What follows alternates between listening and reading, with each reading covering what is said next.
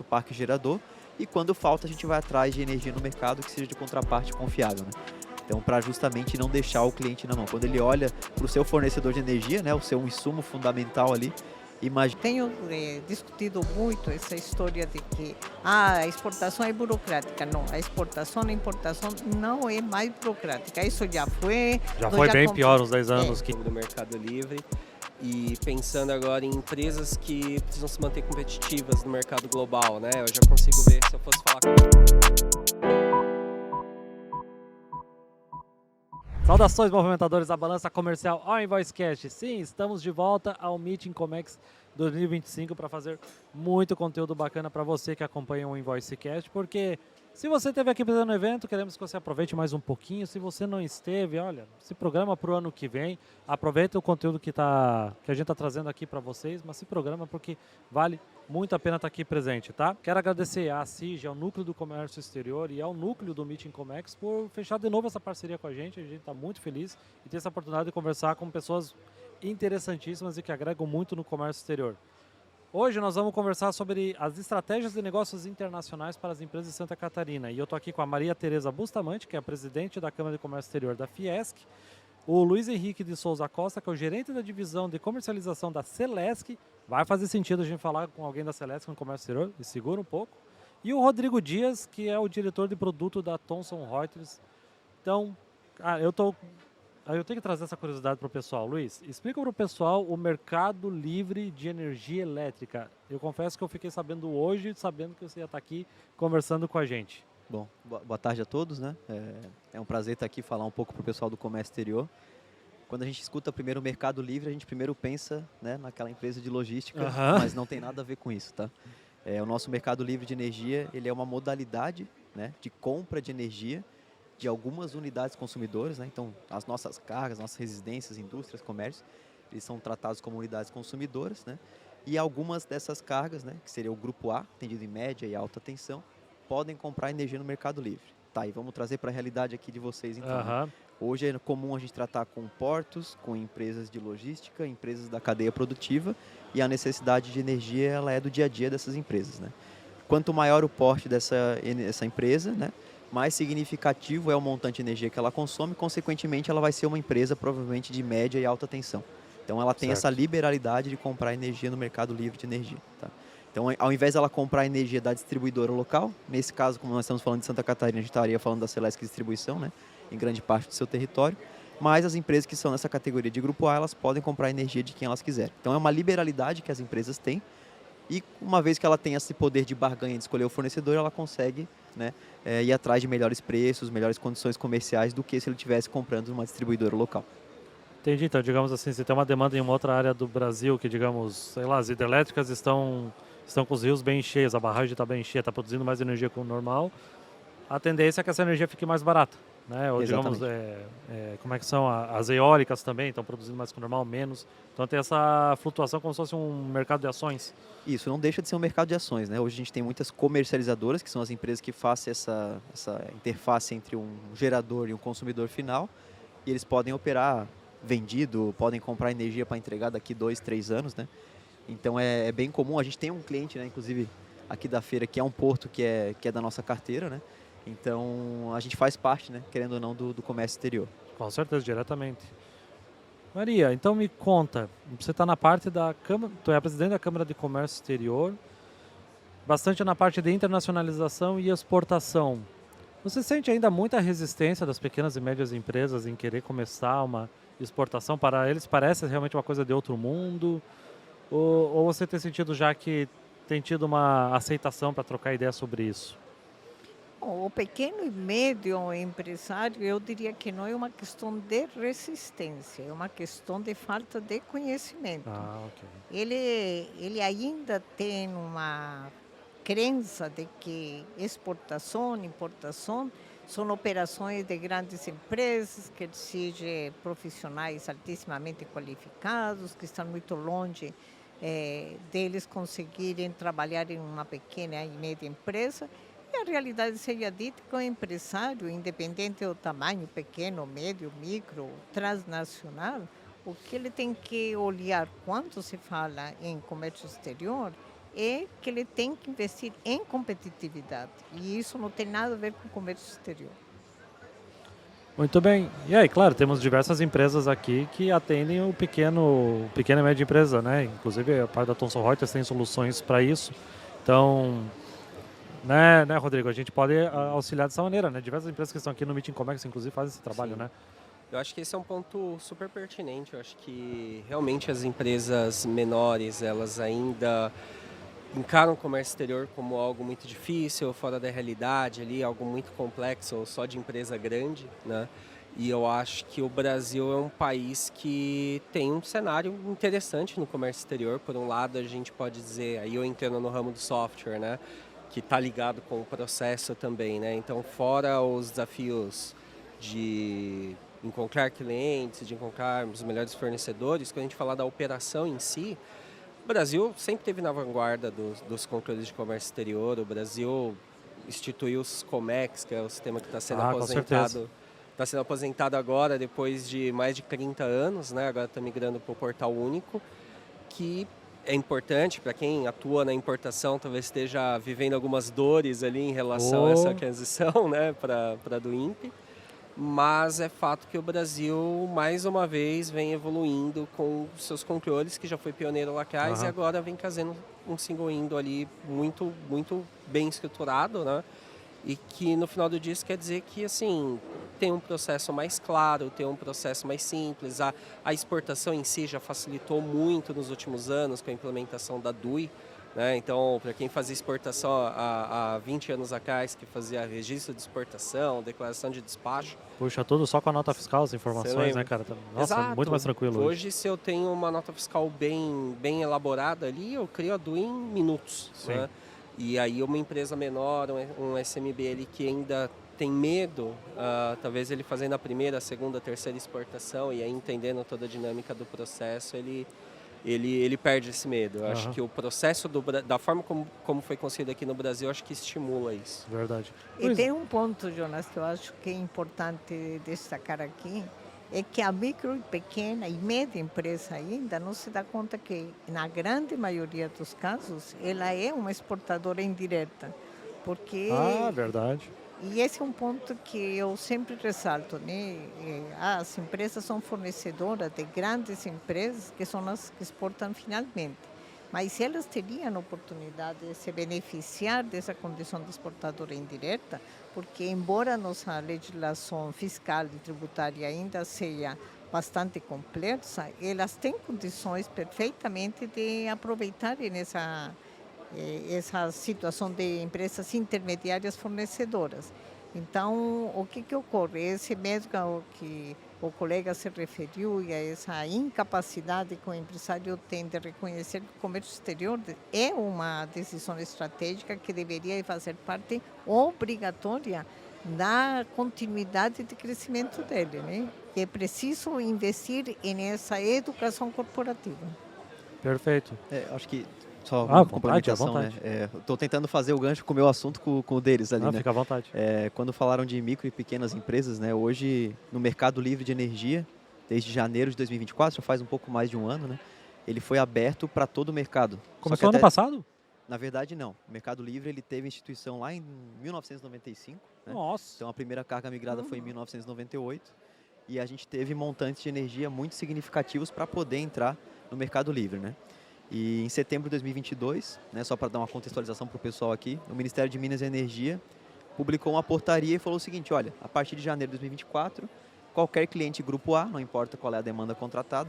Quando a gente fala cliente Grupo A, só para o pessoal entender também um pouco, assim, né, uma fatura de uns 5, 6, 7 mil reais ali já começa, né, a estar dentro desse patamar de Grupo A. Né? Claro que depende de uma contratação de demanda, mas é só para ficar didático para o pessoal, é só para entender em questão bem melhor, de valores. Assim, para a gente ter uma noção. Agora, Luiz Henrique, um ponto que tem que ser valorizado da parte de vocês é que a energia faz parte integrante do custo de produção. Portanto, na medida em que você reduz o custo de energia, você está reduzindo o custo de produção, você tem capacidade de melhorar a sua precificação para o exterior. Então, a contribuição de vocês é direta. Sim, com certeza. Até uma abordagem que o pessoal normalmente fala, né? O que a gente consegue entregar para o nosso cliente é uma redução de cerca de 30% em relação ao que ele paga hoje, né? No mercado cativo, que é onde é o ambiente que ele está, né? E a gente mudou essa estratégia de passar essa informação, né? E a gente começa a falar, olha, imagina se em 12 faturas vocês deixam de pagar 3, 4 faturas, né? E aí o empresariado já começa a pensar de uma forma diferente, né? Então faz todo sentido, né? É um custo direto ali da produção. E a Celesc Geração, né, tem todo o interesse de pegar esses clientes que a gente chama tanto de varejo quanto de atacado, que seriam aqueles maiores, né? Existe uma... Ok, principalmente pela questão do consumo, mas o tipo do segmento da empresa também faz diferença para entrar nesse mercado livre ou não tem essa distinção? O requisito é a questão da demanda contratada mesmo, né? Tem que ser um consumidor do grupo A, tem que ter um transformador particular, uma cabine de medição, mas a questão do segmento ela influencia no seguinte sentido, né? Qual o percentual de gasto energético, de custo de energia que eu tenho na minha empresa, né? Então a gente vai às vezes para um setor eletrointensivo, ele vai ter um custo associado com energia elétrica muito mais significativo do que outros processos, né? Da sua fábrica. Então faz sentido, né? Quando a gente olha por segmento nesse formato de economia. Perfeito. Dona Maria, você estava comentando comigo antes da gente começar que a Fiesc tem uma metodologia, um software de autoanálise das empresas, que é a própria empresa consegue fazer um autodiagnóstico para ver o quão qualificada ela está para exportar, é isso mesmo?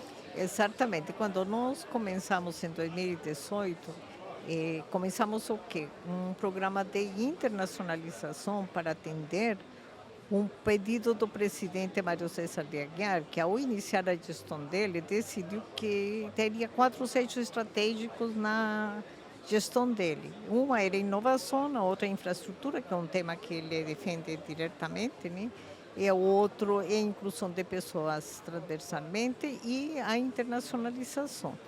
Aí nós concebemos um programa de internacionalização que chama International Competitiveness, que tem uma plataforma digital que foi criada em fins de 2018, mas o ponto básico dessa plataforma e desse programa foi construir uma avaliação de maturidade.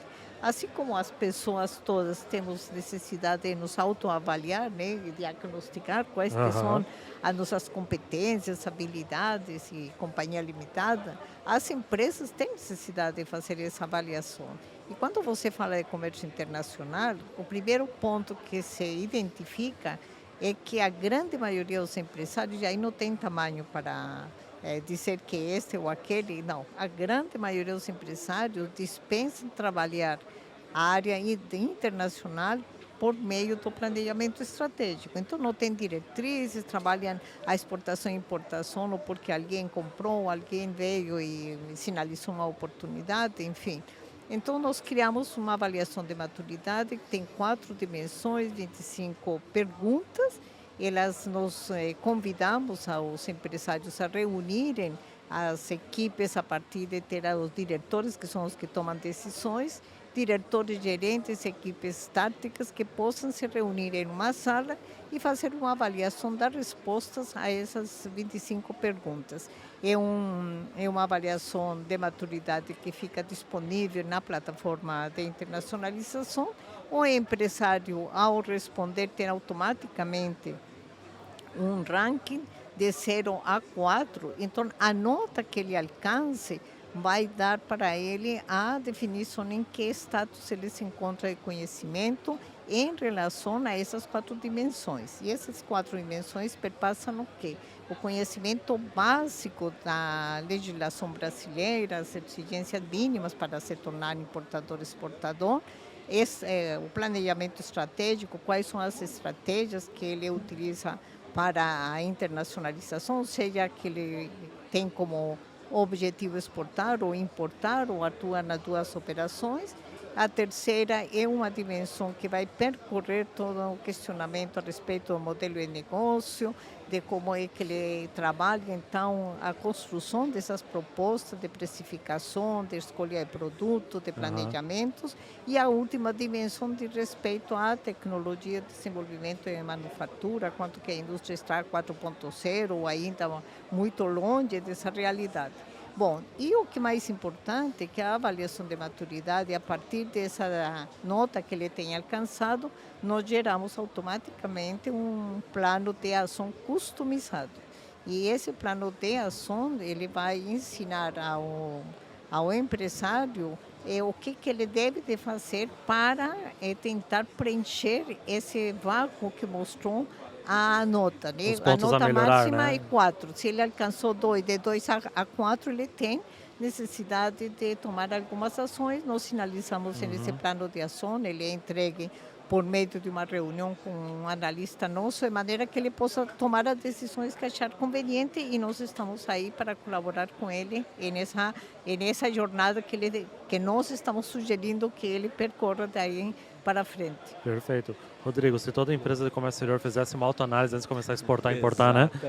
Exatamente. Eu tava só pensando nisso, eu olhei pra ti e pensei, nossa, que mundo melhor seria, né? E tá totalmente ligado com aquilo que a gente falou da jornada, assim, a gente, no mercado de software, a gente usa um modelo parecido ali, né? A gente usa um modelo de diagnóstico de maturidade para identificar os desafios ali da empresa que a gente vai trabalhar, que a gente vai criar uma jornada, né? Porque realmente não é só iniciar ali por uma gestão da importação ou da exportação, mas aí passa também por como gerenciar o conteúdo envolvido com isso, né? Como endereçar todas as questões, as mudanças constantes, né, desse mercado, como garantir o compliance, que é importante. Ah, pois é. Né? Então, assim, eu gosto de dizer que compliance também é competitividade, né? Então, se eu tenho riscos de compliance ali, eu tenho risco de não ser tão competitivo, então gerenciar isso é muito importante.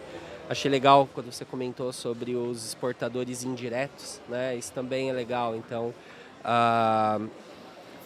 desde as empresas menores ali, com regimes como o Grauback, O drawback, até né? empresas... Tem intermediário, né? Exato, o Grauback intermediário, você faz a operação no mercado nacional, ou até um pouquinho maior, as empresas que atuam no Recoff, e aí esse é legal falar um pouquinho maior, porque assim, a gente tem uma impressão no mercado que o Recoff é para empresa grande, né? Sim, é. Mas se eu sou um fornecedor de uma empresa que exporta e que tem o Recoff, talvez ela seja empresa grande, eu também posso ter o Recoff, e mesmo que eu não exporte diretamente, eu posso fazer a transferência de beneficiário do regime, que é o que a gente chama popularmente ali de Recoff compartilhado. Então é uma evolução ali do que a gente tem com o Grauback, né? E aí eu consigo fornecer para uma empresa que exporta, que industrializa o meu produto e ainda assim ter o benefício do regime, eu consigo reduzir o meu preço e aí ter acordos melhores ali com o meu cliente, né? E tudo isso vai trazendo mais competitividade também para a empresa. Então, acho que se a gente olhar para o comércio exterior como uma jornada, eu acho que, como você falou, né, o primeiro passo é considerar o comércio exterior numa jornada, num ciclo de maturidade de uma empresa, né? Então, é natural que toda empresa pense em exportar ou até importar, buscar insumos, fornecedores novos, né? Esse momento que a gente está passando de reorganização da cadeia, né, de suprimentos global, a gente vai ter agora, não sei, talvez a China buscando outros clientes, a gente vai ter países ali mudando, buscando novos fornecedores, né? Então aproveitar isso, tanto para ter fornecedores que talvez comecem a priorizar o nosso mercado e não priorizavam antes, e eu vou ter um preço melhor, ou clientes em outras regiões ali também, acho que isso eu diria que para a empresa sobreviver hoje em dia, ela precisa considerar isso, seja de forma direta ou indireta, né? Sem dúvida, eu complementaria, Rodrigo, se me permite, que tem alguns aspectos que o empresário não se dá conta, né? Por exemplo, você mencionou o Recoff. Eu sou uma adepta integral dos regimes aduaneiros especiais, né? Quando você faz análise do que os empresários utilizam para reduzir o custo do Brasil, a primeira grande laguna que você encontra é que ele nem tem ideia do que é um drawback. E é grande importador, é grande exportador. Aí você pergunta para ele, mas você já está em condições de se habilitar para um operador econômico autorizado, não tem a menor ideia do que é. Então, há um desconhecimento muito profundo do que é a segurança jurídica que deve de ter um empresário a partir de uma série de benefícios que a própria legislação oferece. Sim. Então, eu tenho discutido muito essa história de que a exportação é burocrática. Não, a exportação e a importação não é mais burocrática. Isso já foi. Já foi bem pior uns 10 anos, 15 anos atrás. Hoje, nós todos que estamos no meio do comércio exterior, você mencionou o Portal Único. O Portal Único foi a grande sacada da obrigatoriedade que o Brasil assumiu quando participou e é signatário do Acordo de Facilitação de Comércio. O single window é uma exigência do setor empresarial já desde os anos 80. Eu me lembro as discussões que se tinha na época da Casex por ter um único lugar que você tivesse operações de comércio exterior. Então, onde você faz isso? No celular, faz operações, qualquer uma, de comércio exterior, e não tem mais essa discussão de papel. Então, na verdade verdadeira, Jonas, a mim me parece, e tem sido a bandeira nossa na Fiesc, é que o empresário precisa investir obrigatoriamente em conhecimento. Conhecimento e capacitação. Ele precisa investir em aprender e desmistificar que comércio exterior, primeiro, exige compliance, como você mencionou, Rodrigo, exige governança, segurança jurídica e conhecimento. Não tenha dúvida nenhuma. Maria, e ir atrás do conhecimento, né? Tipo, por exemplo, estar num evento como esse para aprender mais é importante, porque às vezes tem, como o Luiz trouxe aqui, o mercado livre da energia. Nunca tinha ouvido falar, mas a gente está aqui, a gente tem essas oportunidades de aprender. E até fazendo um gancho, porque o Brasil, mas Santa Catarina, ele é muito forte na importação sustentável, de energia sustentável. Aqui a gente é muito forte na importação de energia fotovoltaica, por exemplo, né? Aí eu até queria tirar uma dúvida. Existe alguma diferenciação no mercado livre da energia, a fonte da produção de energia? O elétron que chega no comércio e na indústria é indiferente, né? Mas a fonte energética ela vai ter uma precificação diferente. Se for uma hidrelétrica, se for uma fotovoltaica, se for uma eólica, tem custos associados, são bem diferentes, né? Eu gostei bastante da fala deles para trazer para o nosso dia a dia aqui. É muito importante que as empresas façam uma autoanálise, mas quando elas não conhecem, né, do seu processo energético, digamos assim, nós da Celesc, a gente vai até o cliente e a gente monta no Mercado Livre uma roupa sob medida, né? Então, exatamente. A gente monta um produto, que a gente chama, né? Coloca os atributos dentro desse produto, flexibilidade, modulação horária, então, aí a gente monta um produto para oferecer para o cliente, né? E além disso, né, tem a questão do risco da contraparte, né? Então, eventualmente saem notícias no mercado aí de algumas comercializadoras e aí acaba trazendo um receio para os empresários, né, que querem ir para o Mercado Livre. Porém, a gente da Celesc Geração, a gente é uma empresa que produz a própria energia, né? Então a gente tem o nosso parque gerador e quando falta a gente vai atrás de energia no mercado que seja de contraparte confiável, né? Então, para justamente não deixar o cliente na mão. Quando ele olha para o seu fornecedor de energia, né, o seu insumo fundamental ali, imagina se eventualmente ele compra um contrato de energia de uma contraparte que não vai honrar, né? Então é um risco associado que a gente sempre pondera para o cliente, né, quando ele está escolhendo o seu fornecedor de energia. Acho que, se me permite só colocar, acho que como nós temos falado aqui, né? Acho que o conhecimento é muito importante, né? Eu também não conhecia muito bem sobre o Mercado Livre.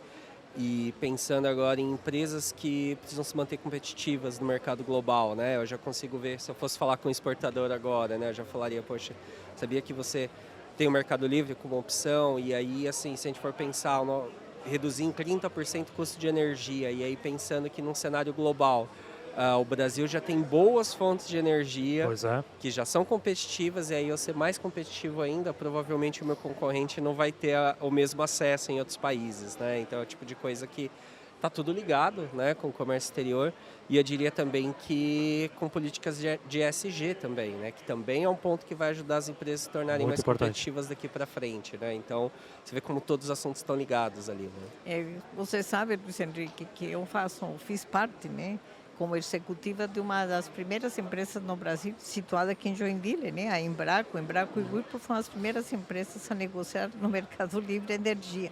E fiz parte das discussões, foi em 98, e a Celesc era absolutamente contrária. Eu me lembro de ter ido a Florianópolis e ter brigas homéricas com o diretor na época, porque eu tinha um diretor da Celesc que era assim, totalmente contra o Mercado Livre, porque, obviamente, ele estava defendendo os interesses da empresa, correto, né? Mas foi uma novidade. Porém, a Embraco, na época, hoje é Nidec, mas na época a Embraco fez a diferença junto com a Whirlpool, porque a redução de custo que ela teve foi excepcional. Foram as primeiras empresas a negociar no Mercado Livre aqui na região. Nossa, que bacana, não fazia ideia. Deixa eu fazer. Eu vou ter que fazer essa pergunta parece meio boba, mas eu preciso entender. Uma empresa grande, então, vai lá, negocia no Mercado Livre, vê uma oportunidade de comprar energia elétrica. Como é que funciona essa entrega da energia? Eu preciso entender esse passo a passo. Com certeza a nossa turma que nos acompanha está curiosa sobre esses detalhes. Eu vou começar técnico, mas depois vai ficar didático. Tá, né? beleza. Hoje um cliente grupo A, que foi o exemplo que eu dei ali, o requisito mínimo para entrar no Mercado Livre, ele tem 2 contratos junto à distribuidora local. Um que é o contrato de uso do sistema de distribuição, é através desse contrato que ele remunera a distribuidora, né? Então aqui em Santa Catarina, a Celesc, em outros estados tem outras distribuidoras, e tem o contrato de energia regulado. Esse contrato de energia regulado é que ele vai se desfazer. Então é um contrato contábil, né? Na prática, não, aquele elétron que chega nele vem de qualquer outra usina do Sistema Interligado Nacional. Ok. E aí ele vai fazer o distrato desse contrato de energia regulado, contrato de compra de energia regulado, e vai firmar um contrato de energia no Mercado Livre. A partir desse momento, conta-se 6 meses para frente, que é o período mínimo para entrar no Mercado Livre. Tipo uma carência? Assim? Tipo uma carência, exatamente. Ok. E aí o cliente está dentro do Mercado Livre de energia. Continua remunerando a distribuidora local, né, quem é responsável pelo fio, pelos postes, transformadores, e ao mesmo tempo também tem os contratos de energia com o seu fornecedor de energia, que não precisa necessariamente ser a distribuidora. Perfeito. Maria, consegue trazer para a gente alguns cases, algumas empresas de exportadoras assim, que lhe chamaram a atenção, bons exemplos, que a Fiesc ajudou a começar a exportar, a importar, que você acha que merece uma menção? Não precisa citar nome se não puder, mas assim, segmentos legais, sabe? Ia justamente dizer isso, Jonas.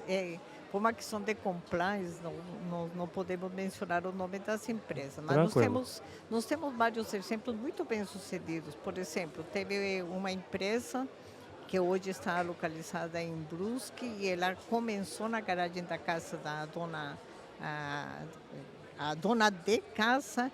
Ela se formou na universidade, tinha mudado de cidade, ela veio de Porto Alegre, enfim, estava bastante preocupada com o que ele iria fazer. Começou a costurar na garagem da casa dela, convidou a irmã, convidou as vizinhas, e aí, com o passar passou um ano mais ou menos, ela vendia então pijamas lá para o pessoal da vizinhança, e ela escutou que a Fiesc estava organizando uma missão comercial para participar numa feira na Colômbia chamada Colômbia Tex, e ela decidiu participar para ver como é que funcionava isso, né?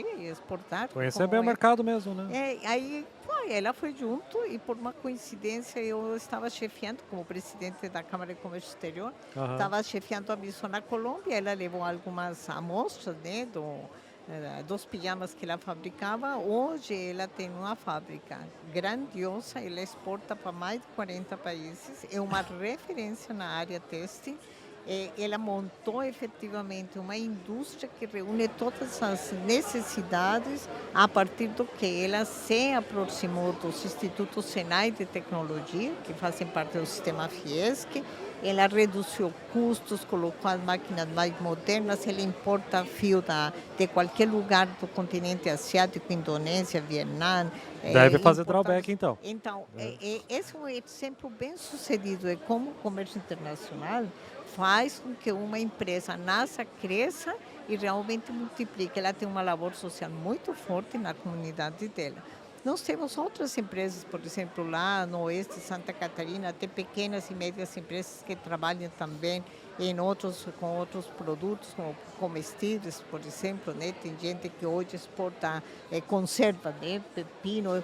Pasma, esse é lembrei agora de comentar com vocês, né? Eu fui convidada a São Miguel do Oeste por um prefeito. Quando ele assumiu em 2018, 2019, ele me convidou em São Miguel do Oeste para fazer uma reunião com os empresários da cidade, porque nós temos uma vice-presidência lá da Fiesc, e aí ele pediu para a vice-presidência fazer uma reunião com os empresários, que ele queria colocar o eixo de internacionalização como uma forma dele trabalhar a sua gestão de prefeito. Ok. O ponto é que quando fizemos a reunião com os empresários para falar, né, sobre comércio exterior, aí eu explicando, um dos empresários me responde: dona Maite, olha, já faz 4 anos que eu coloco mensalmente um container, olhe bem, um container de 20 pés com pão refrigerado e pãozinho de queijo para Portugal. Eu fiquei pasma. Eu falei, como em São Miguel do Oeste, isso? Nossa! Ele disse sim. Eu desenvolvi uma fórmula, eu refrigero o pão, eu exporto pão refrigerado. Por quê? porque tem uma comunidade da região oeste de Santa Catarina que mora em Portugal. E que nasceram, que se criaram na região, tem saudades da tal de pão e ele manda o pão uma vez por mês. O mercado da saudade. Esse é outro exemplo de São Miguel do Oeste. Foi o empresário que me disse assim, olha, dona Maite, eu não sei se está certo ou errado, mas o negócio é o seguinte, aqui faltou cimento na época, né? 2019 ainda a Votorantim era a empresa que tinha o privilégio e o monopólio de vender cimento e não podia importar, né? E ele disse, olha, eu sou construtor, reuni 10 empresas aqui. Eu coleto, passo o chapéu, faço uma conta, quando todo mundo aqui constrói, precisa quanto saco de cimento. Aí eu vou na Argentina e compro cimento, eu compro tijolo, e aí ele fez, no fim, uma central, um consórcio de importação. Ele fez um consórcio, cara. Então, isso, Jonas, para Caramba. compartilhar com vocês, que tem muitas iniciativas de comércio exterior, e aí uma estrela, e essa posso falar o nome com todas as letras, a empresa Solos, fica em Princesa, ao lado de São Miguel do Oeste. Princesa é uma cidade que tem 3.000 habitantes, dos quais acho que 2.000 e tantos trabalham na empresa chamada Solos. Esse é o LLOS, que tem um designer que é famosíssimo no mundo. Então, uma poltrona fabricada pela Solos, com designer de Jader Almeida, simplesmente custa 20, 40 mil reais. Hoje tem uma que é feita com tecido importado da Rússia, que custa 270 mil reais. E ele não tem para vender no Brasil, porque ele exporta tudo. Agora, em São Paulo, ele abriu um hub de exposição internacional. Então, assim, Jonas, o comércio exterior é cheio de novidades, cheio de bons exemplos de empresários bem-sucedidos, mas que acreditam que tem que investir. Investir em conhecimento, investir em infraestrutura, investir em soluções de comércio exterior. Eu tô passado com esses exemplos aqui, realmente são incríveis.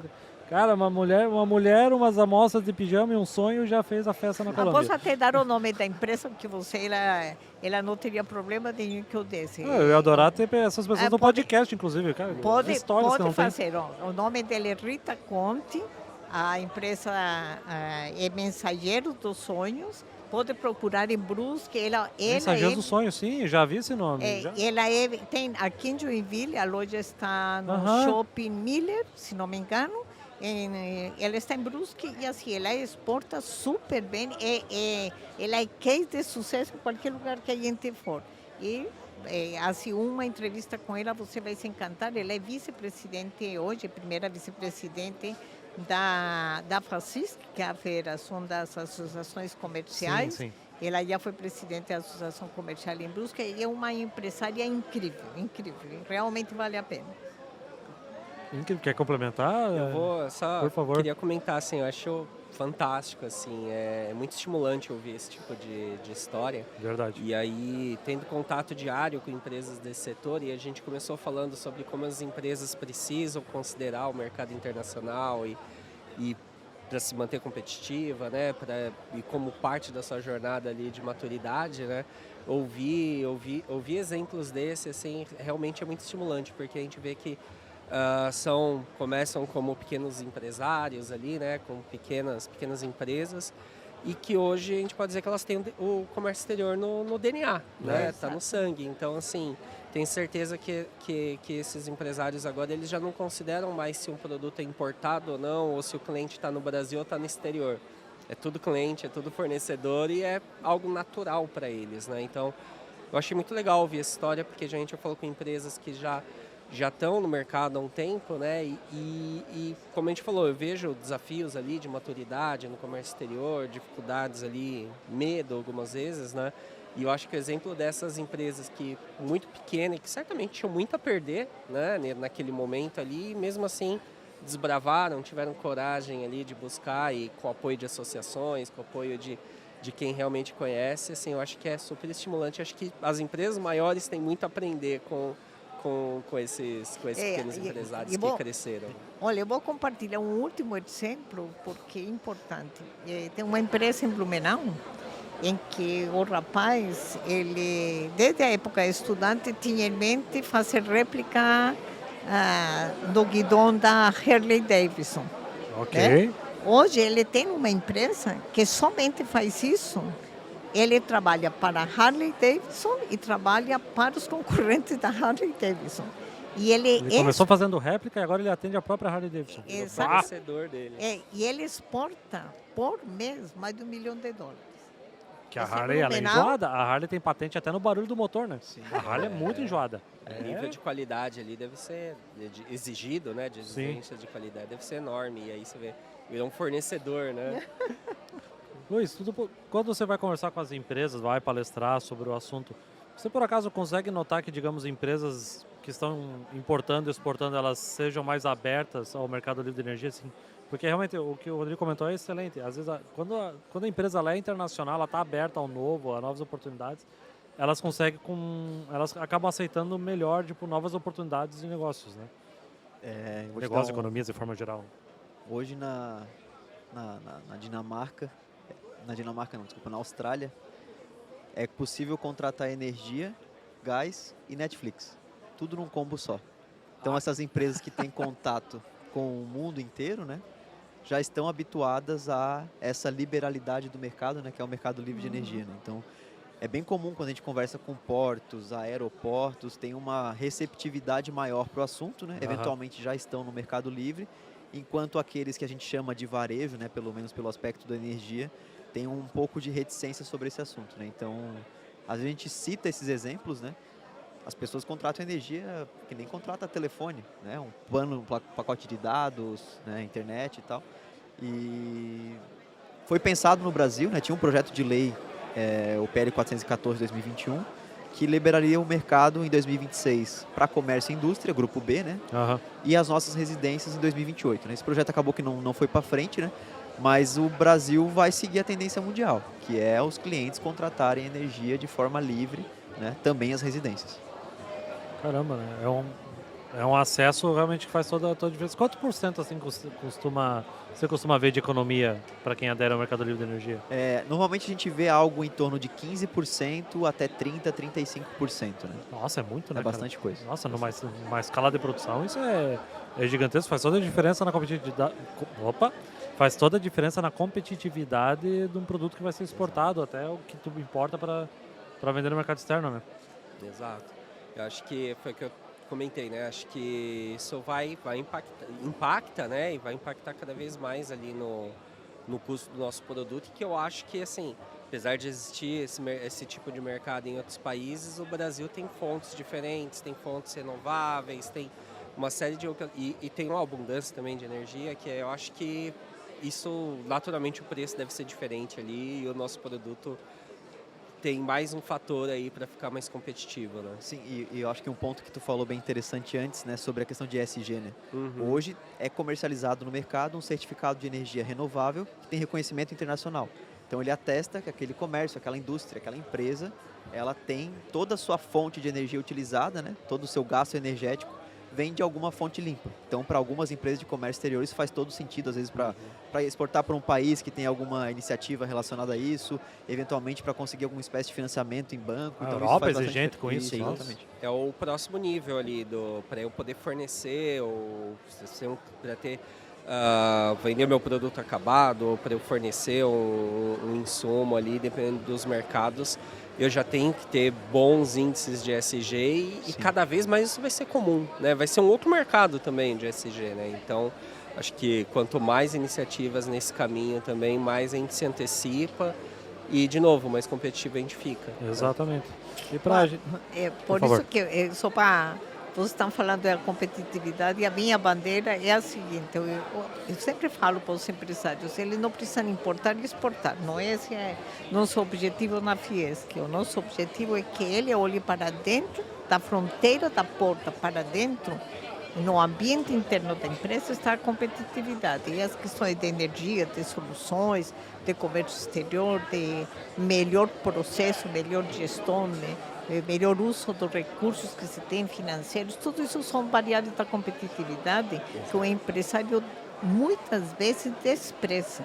E a competitividade ela está dentro da casa. Se você não consegue ter toda essa gestão com conhecimento, com controle, com indicadores, O que acontece? Aí a gente vai assistir aí que o concorrente externo, graças a Deus, nós temos um mercado aberto, onde o concorrente está presente todos os dias de qualquer lugar do mundo. O que ocorre? Ele vem com competitividade, ele conhece como ninguém no mercado brasileiro, sabe das suas dificuldades e ele pega você e fecha as portas ou ele compra a empresa. Então, tem cabimento, né? Tem que investir nesse conhecimento. Sim, infelizmente a pandemia deixou muito claro assim, que as empresas que exportavam, elas sobreviveram com mais tranquilidade, passaram pela questão da pandemia com bem mais tranquilidade, porque elas tinham outros mercados para compensar elas, né? Mas indo agora para os finalmente, Luiz, quais são os projetos da Celesc, qual é o futuro para o mercado livre de energia? A gente vai começar a exportar ou importar energia também?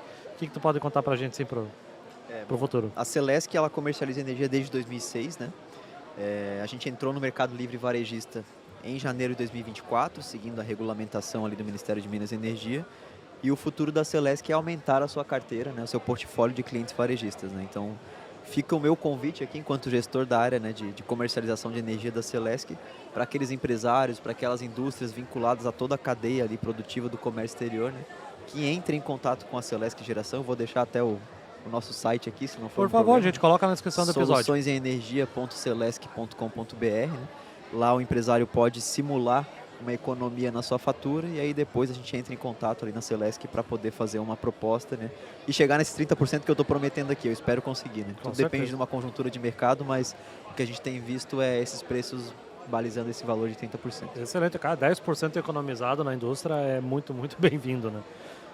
Dona Maria, o que você pode contar, assim, quais são os próximos planos da Fiesc, o que vocês estão visando para a internacionalização, na exportação, na importação? Nós continuamos hoje e temos já definido, nós estamos agora num processo de transição, na verdade. Nós vamos ter eleições em junho para a nova presidência.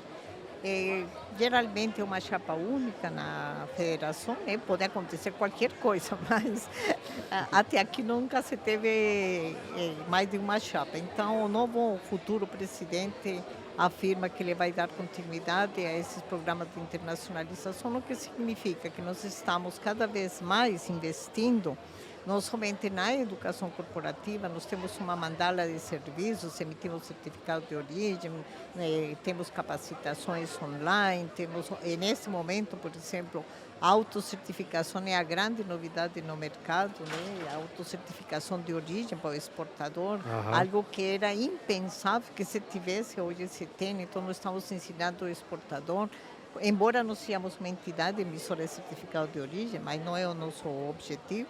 O objetivo é que o exportador, cada vez mais, o empresário, ele tenha mais autonomia, mas o meu ponto, acima de tudo, é que ele tem que adquirir conhecimento. Ele tem que ter segurança jurídica no que faz. Então, nós investimos muito. Também temos uma série de missões comerciais ao exterior. Estamos com uma missão para High Point Market, na Carolina do Norte, que é a maior feira de imóveis no mundo. Estamos com, agora, sábado, viaja uma equipe nossa para Guangzhou, para Canton Fair, na China. Nós temos uma feira agora em julho para a Colômbia, que é o SCD Colômbia, voltar para o setor metal mecânico. Tem muitas missões empresariais, então, bacana isso, né? Essa de julho vai ser interessante, ela vai ser em Bogotá, ela tem foco no setor elétrico, tem foco também no setor de imóveis para o setor agrícola, que é bastante forte. Nós devemos de ter também uma missão mais para o final do ano para Emirados Árabes. Trabalhamos estreitamente com o governo do estado para alavancar todas as propostas, iniciativas que eles têm na área de comércio exterior. E eu, particularmente, coordeno o ecossistema de internacionalização, reúne todas as federações, reúne o governo, entidades públicas e privadas. Nós somos um estado sui generis, viu, Johnny? Sim. O estado de Santa Catarina tem iniciativas que você não encontra em outro lugar. Nós aqui somos muito unidos, embora cada um mantenha a sua independência, a sua autonomia, mas a ideia é somar naquilo que se pode somar para não dividir. Então, nós, como Federação das Indústrias, estamos totalmente voltados a internacionalizar. E esse é, vocês subiram aí, né? O pessoal me conhece mais pelo comércio exterior, justamente porque é a minha bandeira. Sim. Então, nós lutamos muito pelo conhecimento técnico e porque haja realmente respeito pela segurança jurídica. Perfeito. E tu, Rodrigo, o que dá para dar uma palhinha da Thomson Reuters? O que vem por aí? Legal. Eu acho que, falando do mundo do software, acho que viemos de um ano agitado e vamos ter mais alguns pela frente, né? A gente passa pela conclusão do projeto Novo Processo de Importação, que ainda tem alguns desafios ali pela frente até ele terminar, e a gente sabe que a necessidade é ele terminar justamente para conseguir endereçar a reforma tributária no comércio exterior, né? Então, nosso Comex não vai ser adaptado para isso, né? Vai ter que evoluir o single window, né? O portal único para poder atender a reforma tributária. Mas é também, por outro lado, a maior mudança do cenário regulatório de importação em mais de 30 anos, né? Então é natural que ainda tem muita gente preocupada com isso, ainda tem muita gente se adaptando ali com algumas uma mudança devagar e constantes. constante, né? Exato. E aí acho que uma fala que você colocou que acho que é importante, né? As empresas, elas precisam aproveitar esse momento também para mudar o paradigma da gestão do comércio exterior. Então, eu achei super legal quando você disse que ninguém imaginaria as empresas se auto-certificando, né, em relação à denominação de origem, esse tipo de coisa. E eu acho que é uma tendência muito grande, né? Assim, agora a gente não fala mais nas empresas em áreas de comércio exterior ou analistas de comércio exterior. A gente fala em analistas de trade compliance, né? Uhum. Então, assim, não é mais aquilo de, não, eu vou seguir com a minha operação e torcer para não ser pego numa fiscalização. É como eu garanto o compliance, porque é seguro, é saudável, é necessário para as empresas, né? E aí a questão da fiscalização faz parte, um errinho pode acontecer e tal, mas assim, não pode ser o foco só fugir da fiscalização, tem que ser realmente ter isso como um processo trade compliance, né, cada vez maior. Eu digo que com portal único isso vai acontecer muito, porque aí tem bastante história, mas no catálogo de produtos, né, a gente tem um cenário novo de gestão de risco, e eu gosto de falar para as empresas que eu converso que a gestão de risco começa em casa. Então agora, se eu sei quais são as regras, eu sei como classificar o produto, eu sei o que a Receita espera receber de informação ali, como que eu me antecipo para que alguma informação incorreta ali não impacte na minha operação atrase, eu pague multa, perca a competitividade, não atendo o meu cliente, por aí vai, né? Então, assim, eu acho que a tendência do trade compliance cada vez mais forte nas empresas eu acho que é uma tendência sem volta, que daqui a pouco vai começar a atingir os menores ali, porque justamente... E eu acho que talvez eles absorvam mais rápido, né? A gente já falou de bons exemplos Sim. aqui de empresas que absorveram rápido a mais mentalidade. fácil se preparar para evoluir, né? Exato. Né? Hoje a gente tem mais informação, né? A gente Certeza. tem acesso fácil. E aí a gente cai para a reforma tributária, que a gente tem uma longa jornada ali que envolve também o comércio exterior. Muito necessária também, né? Exato, e muito necessária. Tanto, enfim, todo o escopo da reforma, né? Mas aí falando de sistemas, que à minha frente, assim, acho que facilita muito, vai simplificar muito a gestão e aí vai dar espaço para que as pessoas também dediquem-se mais ao compliance ali no cenário tributário, busquem oportunidades do que só o gerenciamento do dia a dia, né? Perfeito, senhores. Dona Maria, Rodrigo, Luiz, muito obrigado por esse papo aqui, foi muito enriquecedor. Para você que nos acompanha até o final, lembre-se, se conecta também com o InvoiceCast, se conecta com o Meeting Comex aqui na descrição, se conecte também ao site que o Luiz falou da Celeste para se informar mais sobre o Mercado Livre, com a Fiesc também. Então, senhores, mais uma vez, muito obrigado, trabalhos encerrados e até a próxima. Tchau, tchau. Muito obrigado. Valeu, obrigado.